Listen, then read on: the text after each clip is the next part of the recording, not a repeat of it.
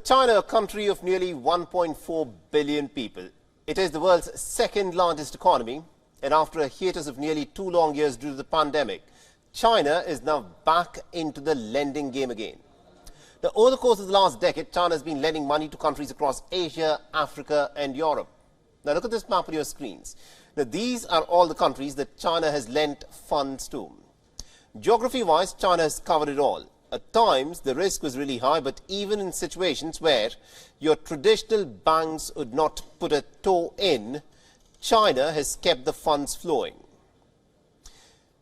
And if being the Oprah Winfrey of giving loans was not enough, China is also bailing out some of these nations. Between 2008 till 2021, China has spent nearly about $240 billion, $240 billion for just bailouts for countries that have not been able to pay off their loans.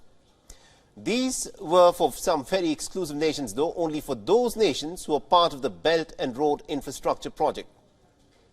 Does this global lender role remind you of another nation? Well, the United States held that position for a very long time, but after being a successful global peacemaker, or so it seems, it appears that China is now coming for the United States again, and this time as the global lender. Now, experts are seeing some historical parallels between Beijing's rise as an international crisis manager and the United States. For nearly about a century, Washington offered bailouts for nations in Latin America, especially during the 1980s. But the Chinese loans, remember, come with some strings attached. Nothing in this world is free. Neither are the Chinese loans. For starters, Chinese loans tend to be much more secretive. Most of these loans do not end up in the hands of the public. They all go into the governments and into the hands of bureaucracies. Now, experts call Chinese loans to be less institutional and therefore less transparent.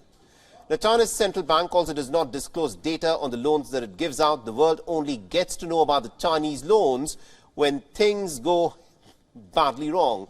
And it happens when nations which have taken loans, in fact, get into what is known as the Chinese debt trap. For instance, consider what's happening in the case of Sri Lanka. It borrowed money from China in 2021 before its economic crisis boiled over. But China's bailouts, of course, have not come cheap. The People's Bank of China requires an interest rate of about 5% in comparison with 2% at which the IMF, in fact, gives its bailout loans. Now, for a decade, the Belt and Road Initiative has poured billions of dollars into infrastructure projects. Some countries have profited from it, but funding shortfalls and also political pushbacks have stalled certain other projects. And other projects have been marred by corruption scandals and labor law violations. So the question is this: is China really trying to emerge as a global lender? Or are Chinese loans nothing more than debt traps? And is this what the policy of the dragon is? Because at this moment, the fact that China lends money to gain political leverage is something that is as clear as daylight.